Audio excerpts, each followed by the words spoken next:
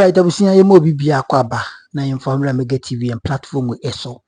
Edudzi Tamaklo MPA boss National Petroleum Authority. Ono no ye pampa Mahama apano se ogeden. Onye de on down na oni former member of parliament Edema Asante Akim North.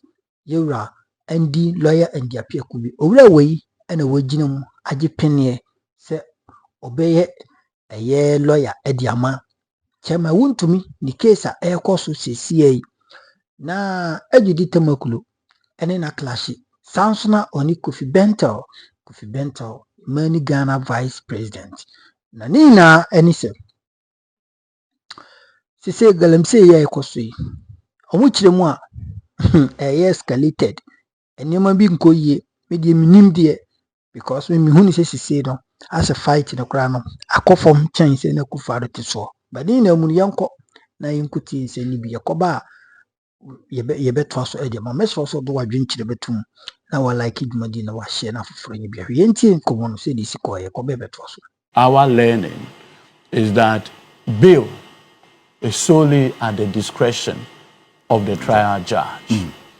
And that in evaluating whether bail conditions or the nature of bail conditions, judges are minded to look at the nature of the offense, the nature of the punishment if the person is convicted, among others. And even more importantly, to check whether the person involved is flight risk.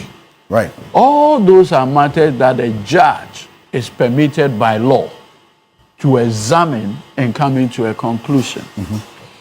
And judges, per their training and the skill set they have, are permitted, right, to exercise their discretion.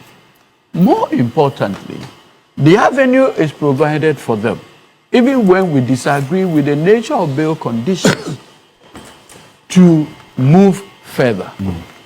I'm shocked and but for debate about the recent claim of weaponization of bail conditions.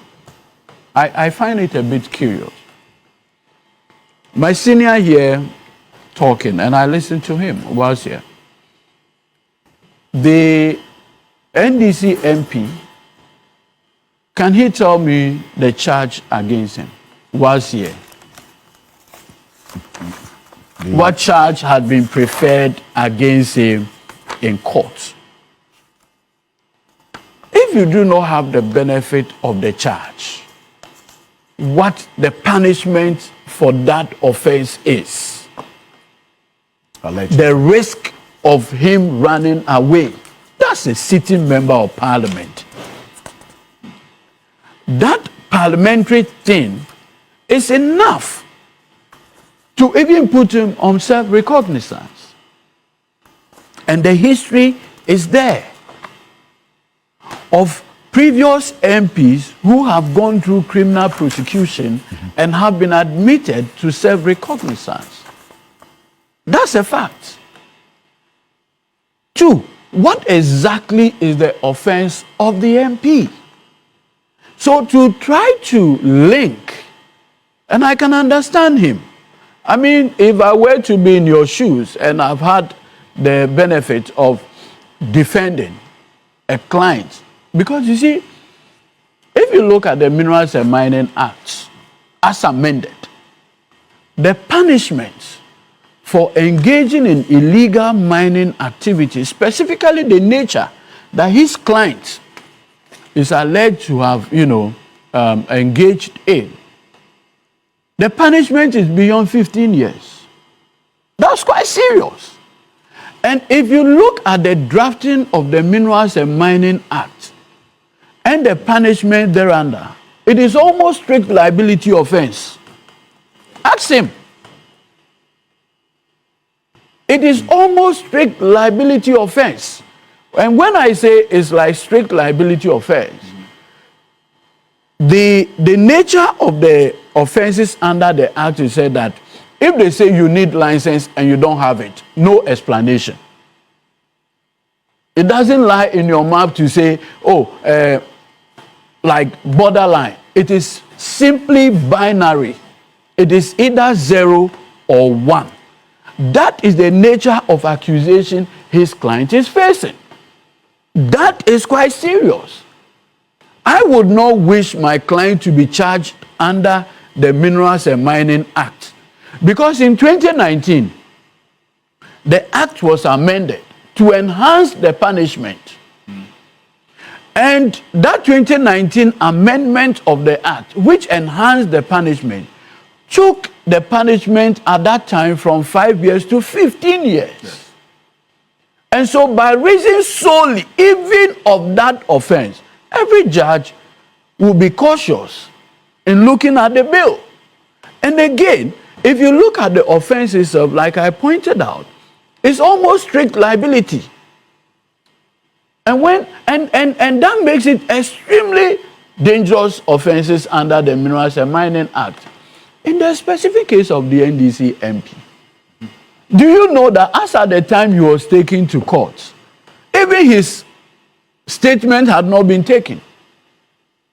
So any judge who has before him an accused person whose basic Miranda rights have not even been done, you expect that judge to impose the same bail conditions as Wontumi. That has never been the law.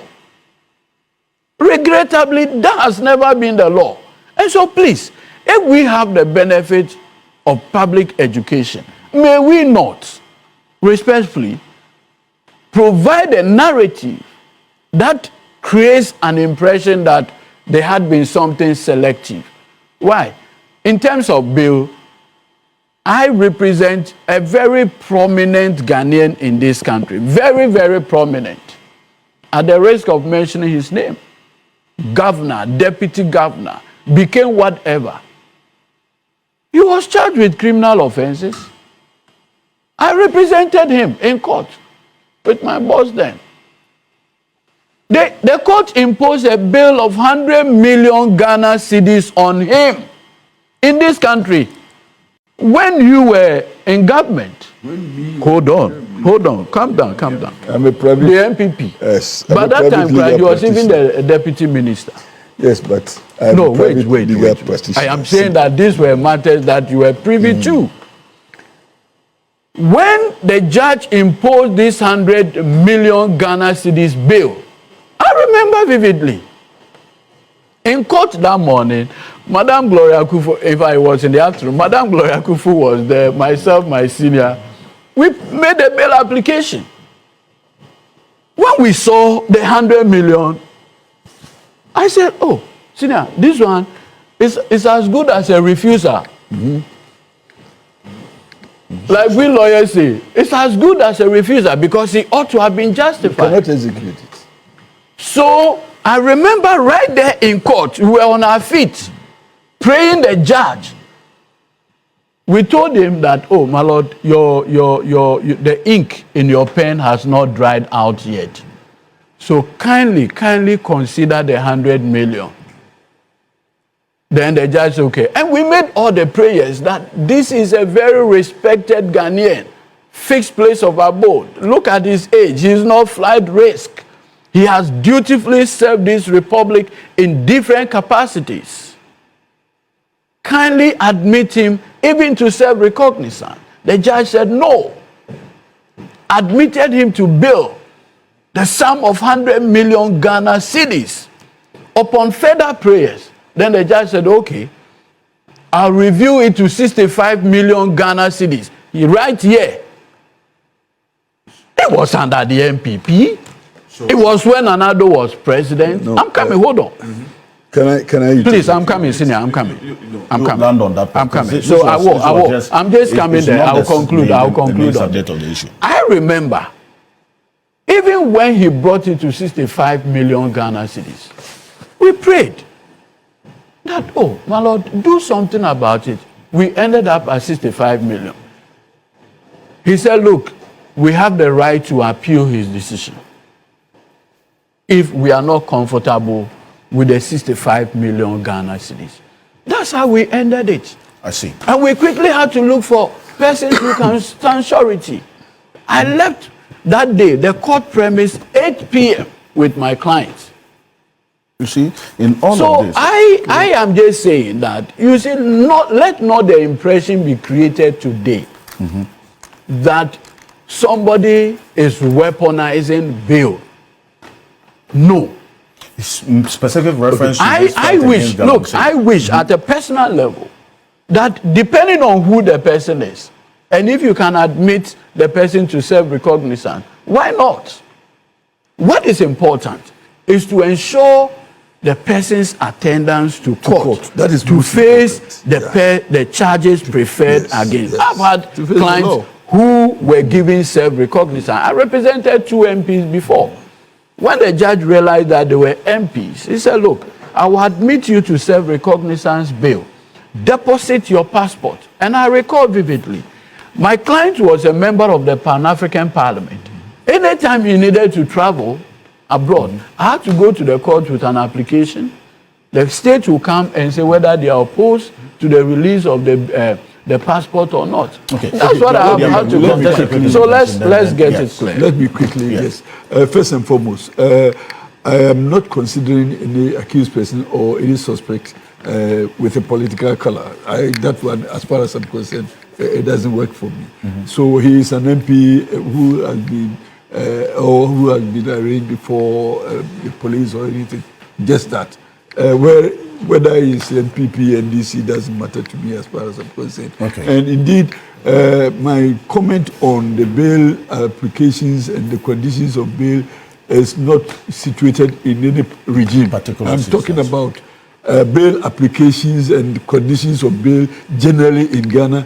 And I am also, like he's saying, I'm also not comfortable when the bar is raised so high to make it impossible to execute the bail orders. You see, giving bail and certain conditions so difficult to execute means that the person is still in custody. He stays in custody for as long as he's struggling to meet the conditions. It is not fair, it is not right, and I think that we need to look at it as a country generally, because people are in custody where they have not been found guilty. And for you to stay in custody for this long, whilst you, at the end, if you are even not convicted, so why would you have stayed in custody for that long? I don't think that, like he is saying also, what is most important in the consideration is whether or not the person will come to face the law. That's all. And again, whether the person is flies risk or not. But if you say that because he's MP, you should give him special privileges, I don't agree. Because the MPs can also run away. And for you to know, most of us, even when I was MP, I had 2 passports. So I could tender one in and still keep the other. So the consideration of my position as MP in determining whether or not I'm a price risk, I'm not sure that is tenable. No, but Senior, you agree with me. Senior, you agree with me that the judges do a balancing. Yes. So let us. So they are looking at the possibility. Nobody can see your mind. So what? It's a balancing act. Brother, what I'm saying is that it is not necessary to consider my position in society as a member of parliament, as a professor, as what. No. When I'm before the law, I'm just the person before the law. And what is done to me should be done to the next person as well. And I'm just citing my position as a member of parliament holding Ghanaian and diplomatic passport together. You run away from the good people of Asante. No. Why do you make that assumption? But if why would you run away from them? No. If I'm seriously in trouble and I want to run away, you take one passport, leave the other with me, you have done nothing. And considering the person who is also, maybe if there's a co-accused person who is not a member of parliament, you will give him stricter conditions and you give me less. I mean, let's address the issue of bail generally in the country. Right. It is not fair. This was just on the side of the substantial issue that you made. And that cleared, you made a critical point about the current state of the illegal mining at the community level. And we narrow it down to the community level because it's critical.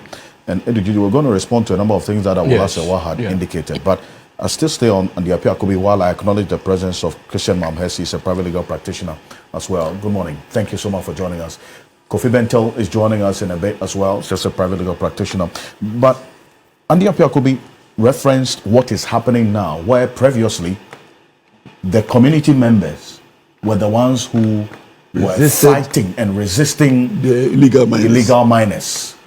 At least we reference as North. Now, the reverse is happening, where in a number of cases, the community members are rather fighting tax force members or officials who are fighting Galamsey operators or state institutions fighting Galamsey operators. I stay with you, Honorable Andy Appiah Kubi, on this. How? Yes. What does this tell you? What has contributed to this troubling shift in what is happening or what used to happen, where the community members were the ones resisting illegal miners? Now they are the ones rather shielding them, protecting them, and rather fighting state institutions that are set up to fight Galamsey. I want to believe that the orientation of the people is changing because of lack of education. Number one, the people, they are not properly educated as to the consequences of what they are doing. And number two, I think the motivation in it. And number three, community leaders are also, most of them are complicit. And I'm not talking about any particular regime. Since the fight started against Galamsey, where community leaders do not agree to or do not work with the illegal miners, it is not possible. It is possible to resist them if the leaders themselves are not part. And aside my particular case, there were times where people would come to me and ask, but it is happening in so constituency and everybody is benefiting from. Why are you saying you will not agree? I say, I do not agree and I will not allow. And in most cases, some of our community leaders will even try to influence you to succumb to it and let it happen so that you can also have your share. If the community leaders say no, it will not happen. But if you yourself, you get involved and you start picking some monies from them, then you are bound to also support. And once they see the loophole that one person, and I said my personal example because they had tried to influence one person who was contracted to influence me and came to me with a prayer that my friend so and so here is doing it and he's making it and making a lot of money. Why don't we also agree? I said, my friend, here it won't happen. While you were MP? Yes, while I was MP. Somebody and most of people also blame me that I was the only obstacle. And indeed, most of the miners had me as their target because they thought that, this man has agreed, that one has agreed. It is only you. They came to me and I said, no. In my case, I won't agree. And it will not happen. But thank to God, my community, they understood my position, the youth in the community. And we had interacted with them and told them what is happening in other communities and the consequences coming, the environmental challenges. And in fact, the people there, even the drugs, they are pushing onto the youth in the communities, how the youth are behaving and all that. So sometimes I will show them even videos of what is happening in other areas and try to convince them that stay with me and let's fight them. So in our fight, it was against those who were coming in. Sometimes they would come in the night, and when we got wind of it, and I remember on one occasion, I was forewarned that those people are armed. So we have to be careful going into the bushes. We had to engage also the police commander there and the police administration to come front us, and then the community followed them. When the miners knew that we were that many, they didn't start the fight, so they started running away. On that occasion, we seized some excavators. The problem was also that how to convey the excavators from the site into the police station. And in any case, there is a cartel in this industry. Those who have low beds, the drivers, they are also their friends. So you go to them and they will not even rent out even the low bed for you to go and convey the excavator. I think that the time has come for us to reorient the communities to support this initiative. And please, let's not point political fingers. It will not work if you point political fingers, party A, party B. And that is, once you go political, you lose the fight. So let us not attempt to be blaming one person because of his political lineage or the other. And let's see the problem as a problem confronting all of us as a nation. And let's fight it. It is possible. The experience, and the last time I was here, I think the reference was also made to another Queen Mother somewhere who had also taken this same course and had been successful also.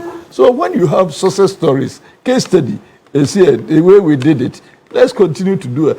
It is the influence of the pecuniary benefits that gets some people also follow. Look at that. They want to share the money to people for them to support the wrongdoing. So for me, I believe that, yes, in fact, the military, even if you send them there, they're going to stay in the bush for 7 days in a week and 24 hours in a day. They won't. So the community, they will find out those who infiltrate easily every day. So let the community be the base of the fight. Let them also provide information when immediately they get it. And sometimes, from my experience, it depends also on the security personnel in the community.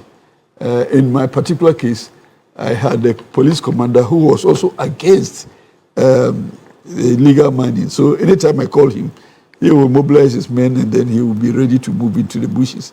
It is a very dangerous fight. Let us also not forget. So let us also not encourage people who are not ready to go and face them because it can be dangerous. Well, but on one occasion, they were firing and I had to restrict my boys to stay far from the firing line and get the police to go. The Galamsey operators were armed. They were firing at you. Yes. Well, on one occasion, they were firing, and it was in the night. So you wouldn't know even where the bullet was coming from. So it is not easy like that. That is why it is always important to get trained men to be part. But the fight must be carried on by the whole community. And in some cases, chiefs. You see, in my particular case, the last time I came here and I was talking about some of the community traditional leaders also fighting against us. Because no mining company will go into a community without going to the chiefs. No mining company, they will always go there. And when you investigate, you will see that, a lot of things will have changed hands even before they entered. Now, the people who they influence are in the local communities, but we will start by accusing people in Accra. It is not always the people in Accra who do that. And most of these people are not registered. So the people in Accra don't know who they are and what they are doing. So most of the fight should be started from the local communities. And for them to do that, they need to understand what you're doing. They need to understand also that you are also not part. They need to understand why you want them to fight it. And I'm sure when they understand that, they will join you. In my particular case, Nana Kwaku Sapon, he will call me and tell me that I have heard that this thing is happening. Make sure it doesn't go on. And on one occasion, he even gave me the details of the person who was doing this illegal mining, and I had to go there with the police and the community to arrest them. You say that this should not also, politics should not be brought in. But if you have politicians involved in or aiding Galamsey operators, they should be called out. No, treat them as suspects. I don't like when somebody is before the law, you say he is that. No. Treat them as suspects. And the way you treat any other suspect, treat them as such. And when they themselves know that they don't have any cover, I'm sure they will behave. But when they have a feeling that because I'm a member of parliament, no policeman, no. Arrest them if they misbehave. And the immunity they enjoy is only when they are going to parliament or when they are coming out of parliament. and in their time in Parliament. It doesn't say that at any time when you are in the bush supporting Galamsey, you are also a member of Parliament, you have any immunity. No. Immunity doesn't extend to that. So when they go out of Parliament and they are joining any criminal activity, treat them as criminals, treat them as suspects. And the way you handle any other suspect, you handle them like that. The privilege must not be abused. I see. Well, Martin Pepo is joining us as well on Zoom. He's a private legal practitioner, also the leader of the Komepekuriro demonstration, a member of the Operation Recover All Loot preparatory team that has wrapped up their work. Well, Martin Pepo, good morning. Thank you for joining us. And let me explain why he's not in the Yes, morning, Mr. Galamsey. Morning. Right. Andy Appiah Kubi is asking a question as to where you are and why you are not in the studio. Answer that question before we start. I've traveled a bit. Sometimes we have to see to other things. We food also, so I have other commitments. When you come back, come on account. Yes. Thank you. Mr. Honorable Appiah Kubi, have you disclosed the businessman? The businessman, you have to disclose the businessman who brought the money to Parliament. I see. But I am immune to this, so go ahead. Okay, yes. Let me greet Sofa Kufuor Santua. Thank you for standing up against Akufo-Addo when a lot of Ghanaians were benefiting from Akufo-Addo's government and didn't want to talk. Domahini the same. Took me after the of Asogli State, and then Kentucky Telco through the second. Thank you for being very valiant and standing up to fight for Ghana. And of course, let's once again remind men above 40, please, dear men above 40, do the prostate cancer checkup. Check in good time so that we don't lose you needlessly. Please, for starters, when you have to do the blood test, it's just about 1,200 Ghana. Thank you. It's free. Yeah. Very good. Very good. Yes. So please do the check. Important. Excellent. Right. Council, if you could position yourself well for me, because you are the corner of the screen. If you could, yes, move it. Okay. Yes. Is this better? I think this is better. Okay. Yes, we could move with that. Now, just a quick on this fight against Galamsey. We highlighted the interventions that have been made so far, and then also this week we witnessed the attack on the NIMOS official. A member of parliament has been dragged to court as a result of this. He's been granted bail, and then also the attack on the EPA, Environmental Protection Authority officials, together with journalists. Some of them have sustained injuries, are receiving treatment as we speak, were attacked by illegal miners, again, in the Ashanti region. They had to flee for their lives. And we'll play portions of that interview. But Council, this is what's happened this week. And question is, with all the interventions that have been put in place, why is Galamsey still ongoing? And in fact, we've seen it rather escalate in some instances across the country. Okay, so Mr. Galamsey, what we should be saying is this. It's a hydra-headed problem, very complex. It is politics, it is economics, it is everything else, right? Yes. It's a very complex, various facets of it. So it tells you that generally we cannot uproot it in a day, but what we need to do is ratchet up the efforts. So to go get the perpetrators of the crime in PDM, yes, where the Honorable Edu's people, where he went, the MP, Esutisi, where he went, and then there were issues. So one of the key things actually in the fight against Galamsey is impunity. It's impunity, you see. So when the police are able to get to the bottom of that matter, they're able to arrest the suspects and put them before law courts and the journalists cover these trials extensively, it will serve as a warning to like-minded persons.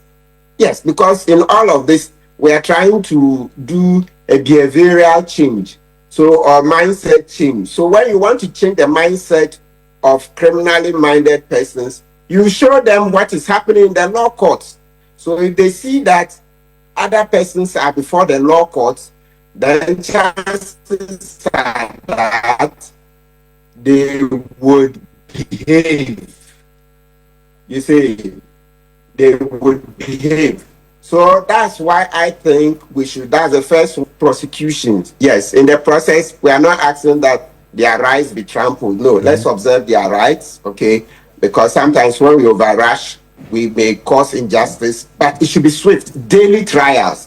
Once we conclude investigations and then we find out that these are the people, after all, the president had met the Chief Justice and then they said there would be Galamsey courts, right? Yeah, so every day, let's have the trials on daily basis. And then also let the courts, even though we've not yet passed the law in Parliament, yes, the Chief Justice can come out with some guidelines on when these cases will be finished. Yes, you see, like they've done in the past, practice directions to guide judges how to finish these cases quickly. So that if we know that, look, this case, example, Chairman Wontumi, and you see why the Chairman Wontumi's case is going to help in the fight against Galamsey, because people will be watching. You see now, every day Chairman Wontumi goes to court, it is news. You see the last time when he didn't go to court, a bench warrant was issued, it was news.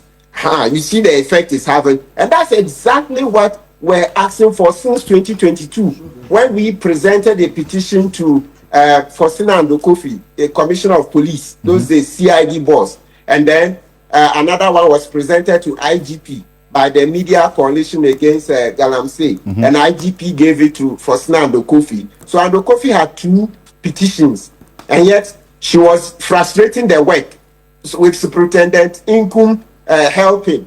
And then there was another one, Daniel Godwin, Godwin Ponyo.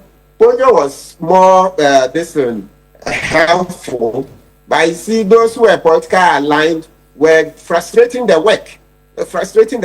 So what I'm saying, the point one is that to stem impunity, in order to erase that notion that big people in the fight against Galamsey are beyond reach.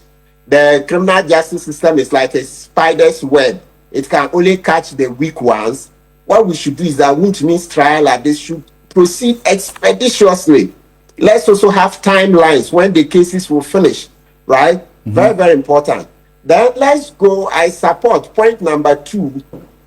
You see, and let's not forget where we've come from.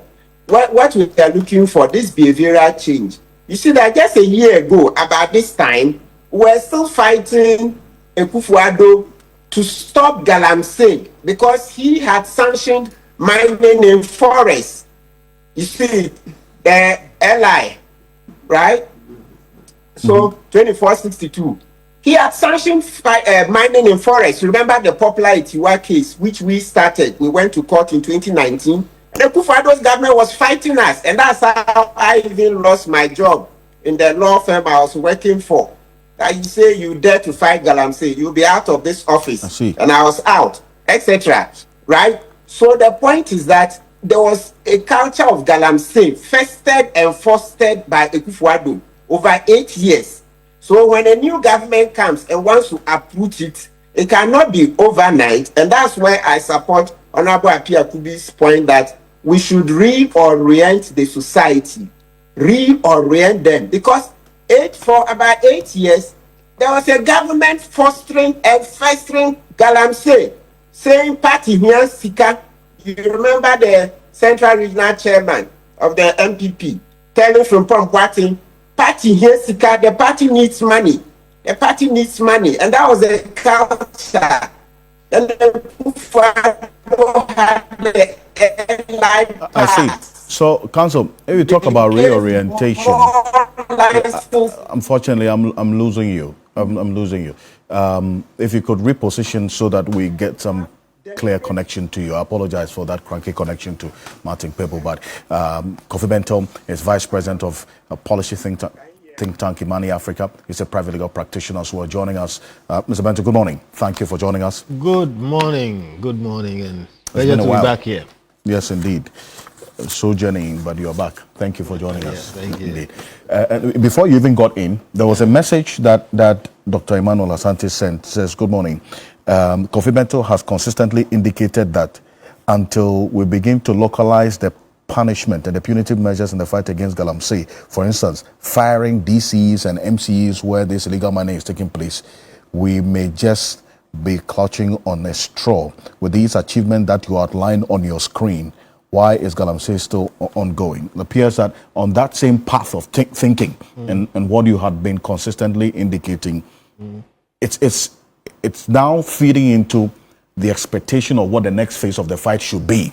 So that if NIMOS officials will be attacked by illegal miners, EPA officials will be attacked by illegal miners, journalists will be affected in the process. What exactly is emboldening these illegal miners to do this against state actors? That's in response to this, and then I'll come to Christian Mamhesi. So yeah, I remember saying that, and I said a number of things too, and I concluded by saying we won't win the Galamsey fight. You said we won't win. Yeah, we won't win. You still stand by that position? I stand by it. We are joking with the Galamsey fight. When I say we, I mean the government. They are really playing games with this Galamsey fight.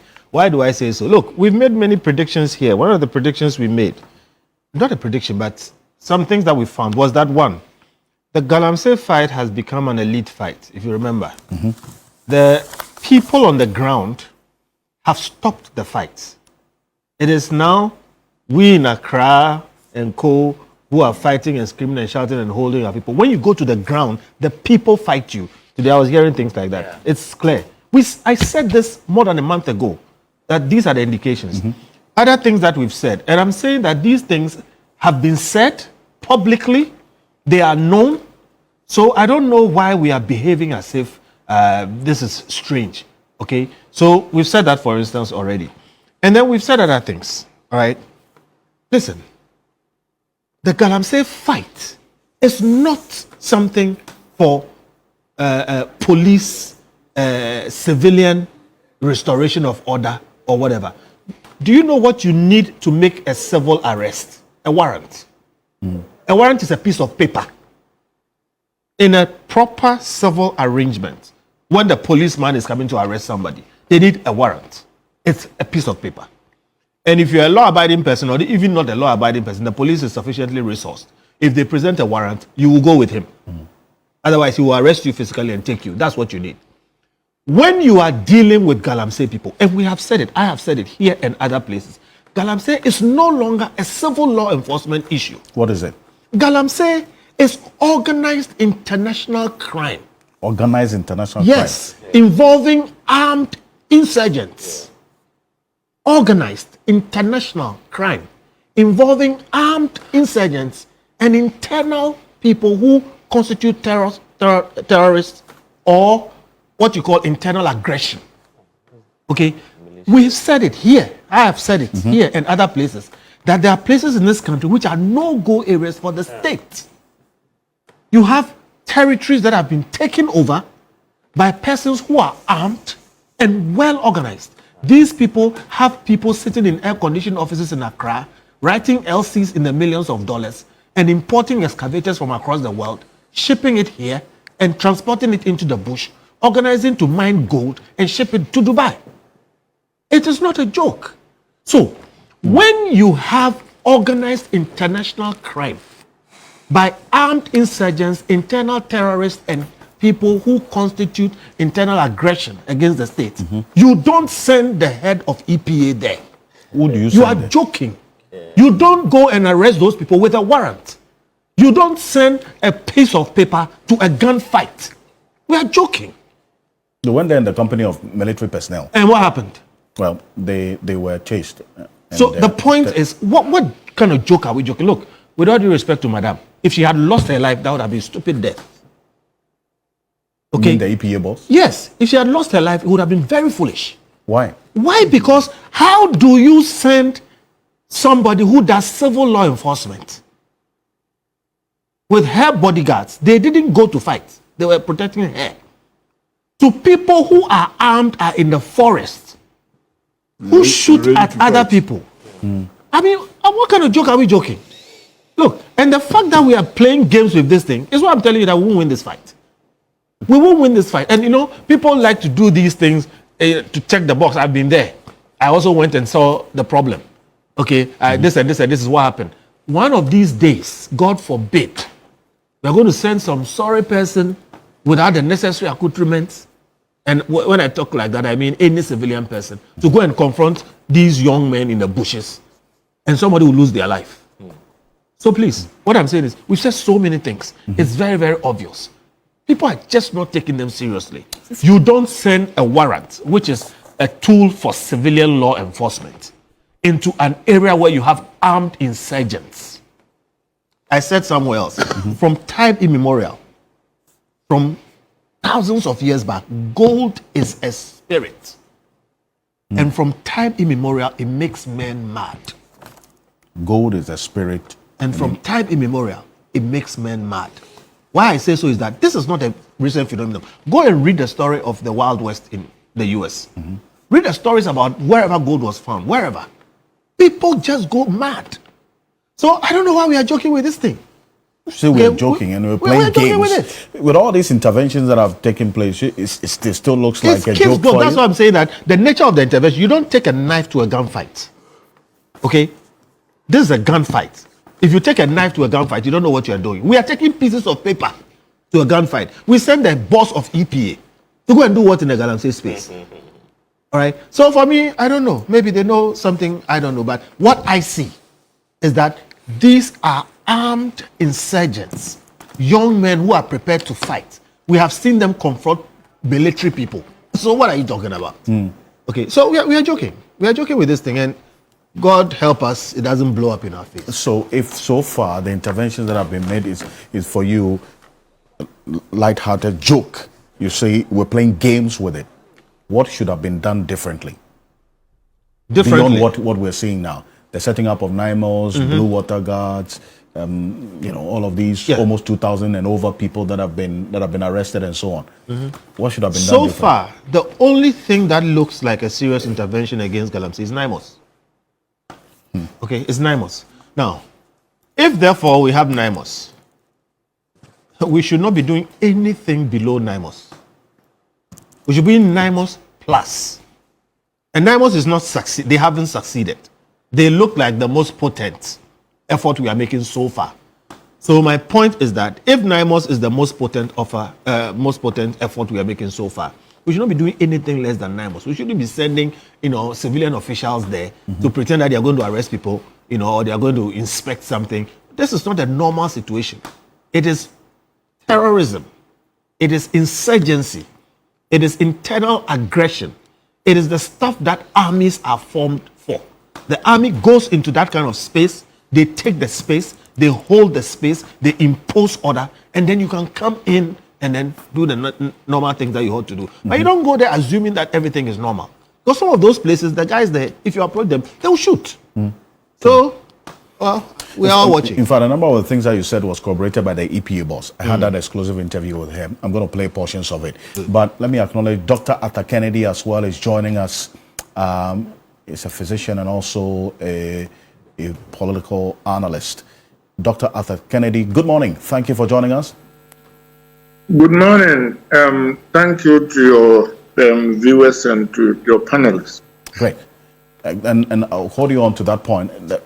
Christian Mamhesi, that's on this, especially because of where the position of the law is, as well in the fight against Galamsey, and what a very troubling and concerning picture that Kofi Bentel has painted about how this Galamsey menace has evolved into what has been described as international organized crime, involving armed insurgents backed by locals, as against what was the case previously, that the locals were rather the ones who were resisting illegal miners. Now we are seeing the locals rather resisting state actors with the power to fight Galamsey. How troubling is this?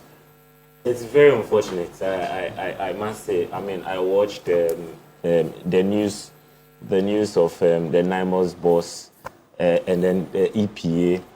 It was very troubling seeing her narrate her ordeal, and then the TV3, the Ashanti regional correspondent, also talk about his experience. What we are beginning to see is we are beginning to have some societal apathy against the fight of Galamsey. It's like Senior said, that national concerted effort is beginning to wane down. For us to have these flashy areas or flashpoints that are increasingly beginning to support the activities of Galamsey, and that is very regressive towards the fight of Galamsey. Now, the question that one would ask is that has the fight of Galamsey turned into, or one would say, is it criminology versus economics? Are we looking at criminal issues and economical issues? And we are beginning to see either a mix of the two, or the two of them standing at poles existing against each other, because you have in certain societies the polarization of militias forming or even formed already, where when state actors engage societies or go for inspections, they are run out of the place. I mean, they are thrown out of the place, chased out of the place, and they are just not thrown out of the place, but they also have ammunitions, weapons, sophisticated ammunitions, and that speaks to the fact that this fight against Galamsey, it is becoming very complicated, and we cannot treat it with kids' gloves, but we need to take control of it. Now, if you look at El Salvador, when the president came in, that's President Bukele, when he came in, the gang rates and the cartel in that particular country was so prevalent, and indeed the crime rate at the time he came to power was about 98%, that in terms of homicide crime rate. But you see, it took concerted efforts and rapid action from government in order to curtail it down. And they've been able to reduce it to 1.9%. And that tells you that when it comes to some of these activities, where hitherto we treated it as, oh, okay, it's an economic issue, but where it transcends into criminality, then it means that the state is going to be excused from that particular sphere, and the militia or the heads of these militia groups are now going to control it. And that is the incidents we are beginning to see. And when some of these criminal trends begin to surface, then it should be a wake-up call for government to address, because it is no longer the incidents of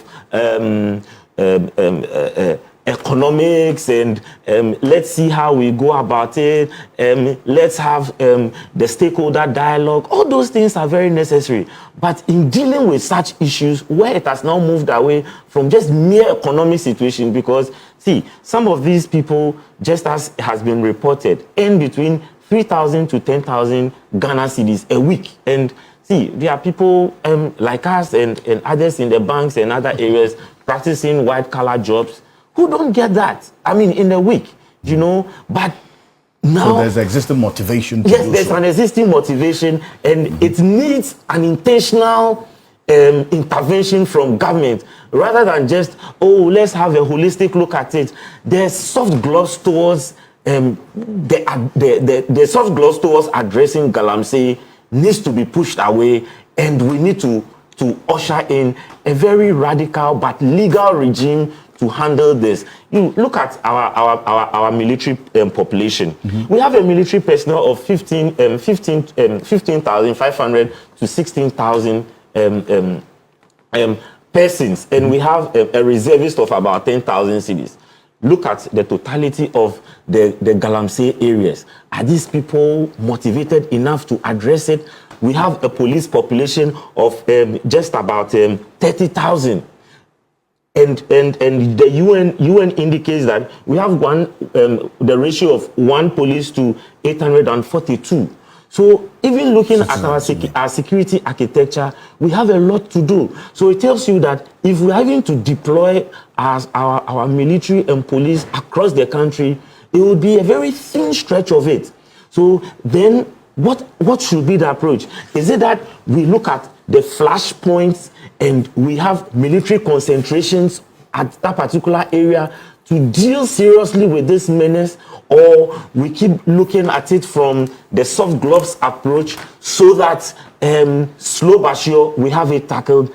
It is an intervention that needs to be halted with all the rigorousness required, and the earliest we have it, the better. Well, and that's why I bring in Edudzi Tamaklo, especially because of your position, and as a matter of fact, and the concern that as well these acts of illegal mining impacts some other areas even within your direct work and jurisdiction.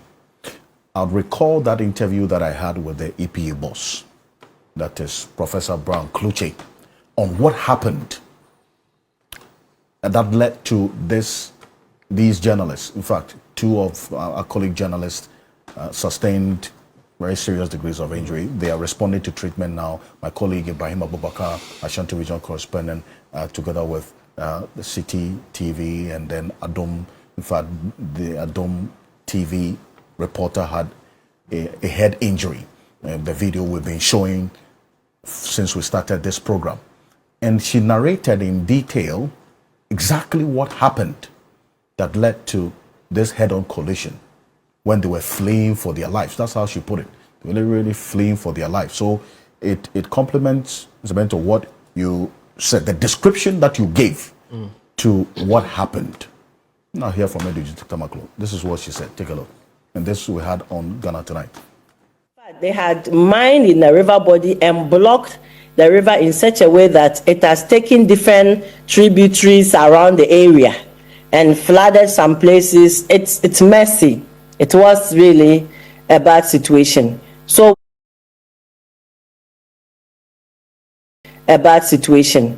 we actually went to the car and used another route to the place.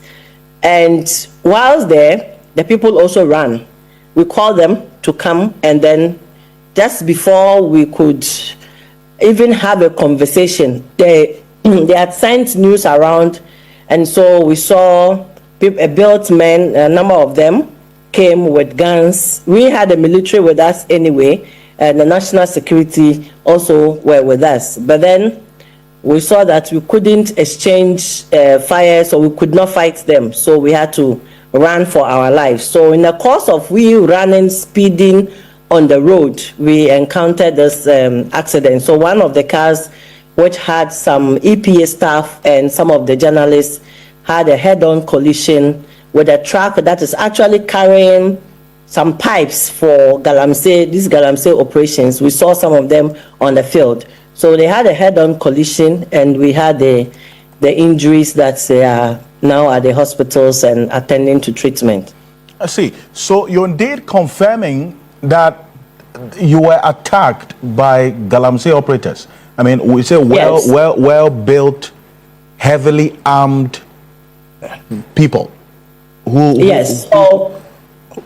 So some of them were dressed in black, like complete black from top to down, and some of them were wearing vests like this with CID written at the back.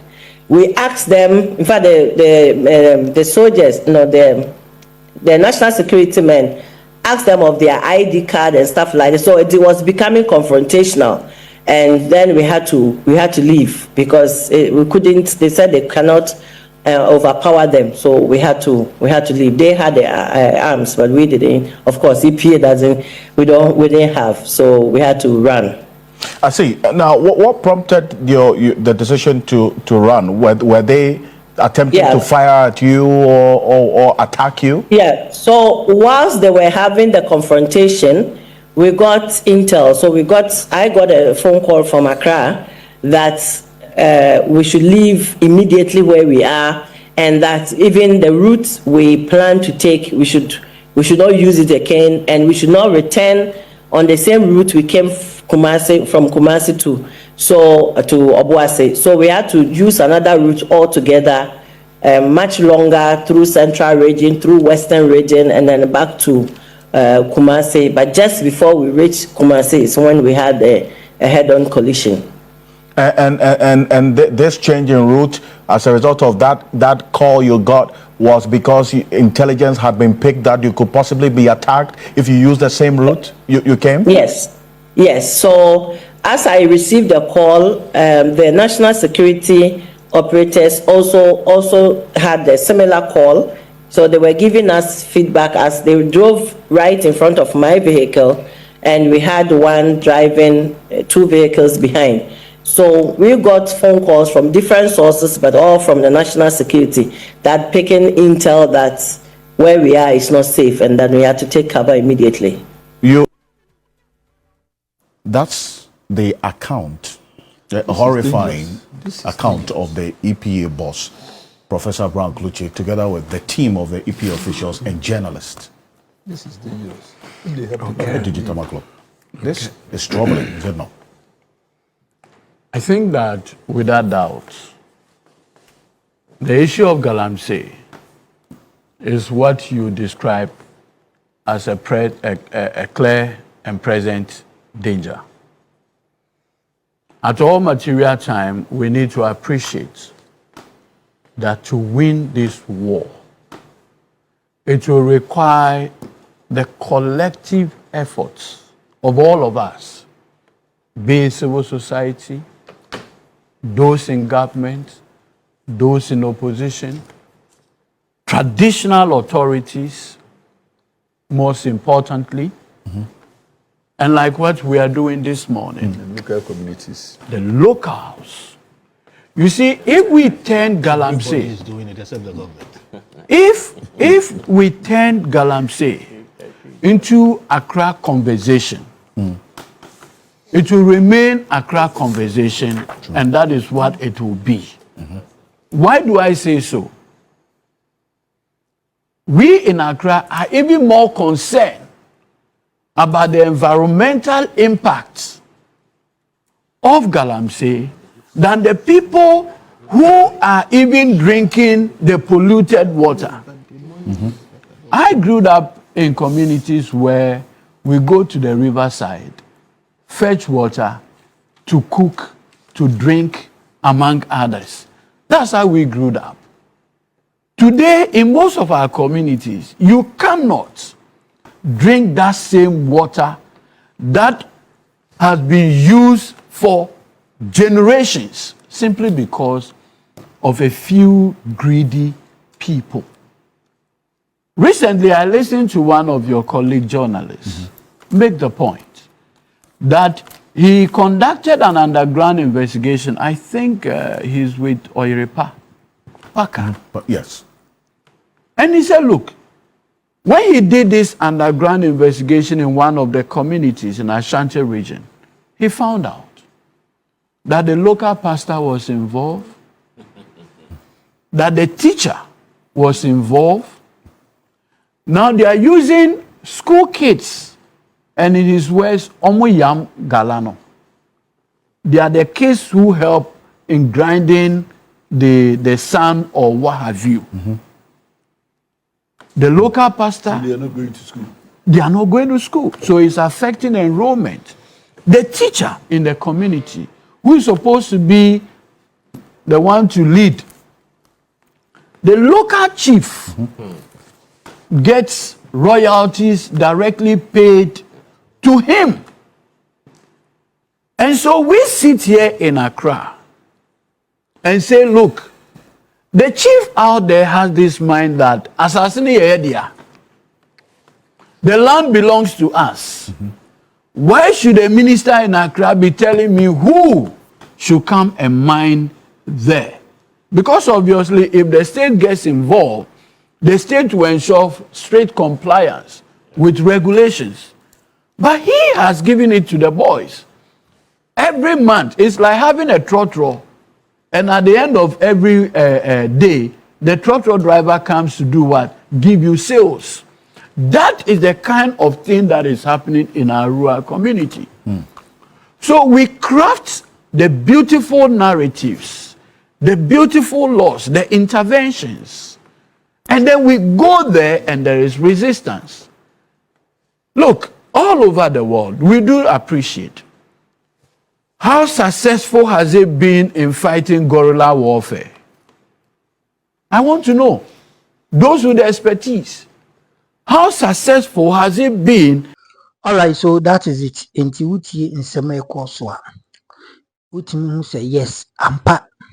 Sebi aburu, sebi enyado. Esono banyensani and esono obakwasiya. Uti nkomodidi na akoswa na. Uti mu sampa. Mpanyimfo na ehia entu sebi yewo akwada nyansani no pankwasiya bi so sebi aburu sebi enyado panfo manimu na ono so osi honom asasi wi so.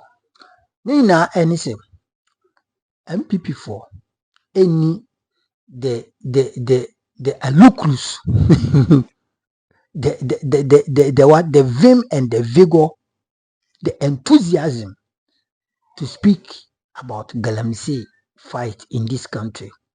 So MPP for nkofobia omwani ferade na sebi aburu sebi enyado omo any wu bibia enka Galamsey fight we enka after NDC 4 years we on betwano enanka omo behu se niema nkoyi a ehonom enanka omo be hyaase a start e dia ye campaign.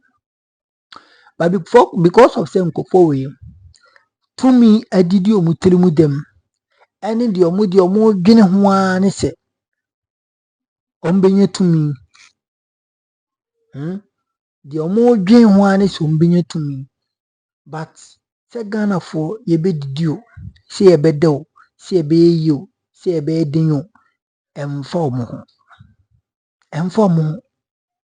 because omo bae no, the na omo kan na ne say party here sika.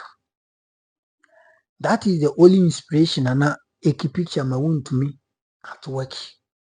That is the only inspiration and a chama Wontumi motivating, encouraging to do more, to destroy more, to gain more. To the extent so Timi ko yi solid money or no account. Ko yi solid money television so. And I can want some no. Miti say na poyando ekase ani se chama Wontumi yi sika na se ontiase a enyo goda ampa anye goda ene chama Wontumi nya na asemi so ono kwa na widen wonya sana asem no etie enti MPP for Wontumi nya kokoduru tena TV so e make propaganda ekasa about Galamsey. And I don't know the kind of political party MPP is. Because they should be the last political party. By now, some don't call the party no Ghana Freedom Party, Roman Father no, say Union Movement no. That's never po dikenum gum way the same class of way kum chacha no fire a gum na fire no anameboa. As a media Africa fire TV onen Chidabosum and Kasanko for CPP for PMP APC 1 and 1 CCPP Sanko for Nanka I was yet your monumasem. They are those people we need to hear from them when we are talking about the Galamsey fight. And common I was a job my dream, it be some sampa, moment no position a check, Munya ma power da, Monsu my dream chile, I will Galamsey fight anything. Nanka Ghana for. Omunso de omadwin chaba but ye can't obi a wabetna say ya fairly intentionally one fight Galamsey a enkasa nipa no ye kan agine ka ho na Ghana nya wutie mi sabi asem way. What kind of logic is that? Yes, asem we ko kan kuro benso say me mega metie yi me wo school na makofa headmaster say oh me need education. I say me need the what? Me need the skills. Me need the training. And as the train, I have no train what to manage my school. And my course that of headmaster. Abon hoka sombra no me manage me school mam. Mfie na ya chi mfie mohwe chi school no agu funfunam. Enti mre duru na me frɛ teacher fo no abiso mu sɛ de ebe ya me school no ko ni ma star headmaster na o manage me school sɛ no pɛ no. Do I need to call that headmaster to take his conscience and also to take his brofo? It is meaningless and senseless. So be our manage bibia say no na ye call for advice and as ye seeking for advice and nipa ko na besna betina mu aka se ai uye ni si anka bebo. Meanwhile no what ye ma wo term maximum of 8 good years in this country ye hu sa de no se utimi ye ni maye enti ene wo begina ye nim na aka kire se MPP for betima ye se mu to masa ye nya nkwada wo kurom wo enti Kofi Bentel any Appiah Kubi some more come and mu they should go and come back. They should go and what come back. In your chrome, you who said the name of Sikoso. O client are contaminating. Chama Wontumi yen who and said your bussy benyard now or perch in Muna or Sheno. And neck I could buy and dear. No who dear mocha. Eti Abusia, Sana and Seven at MPP for do mocha. Obekan send be brave. And conformity when you must and conformacasa won a wonye. And she said, Nanya wona wonye a your musuban and anything, and ye. Eti my info see. I mean, yet info see. But what did I subscribe or not for comment to? Bye bye.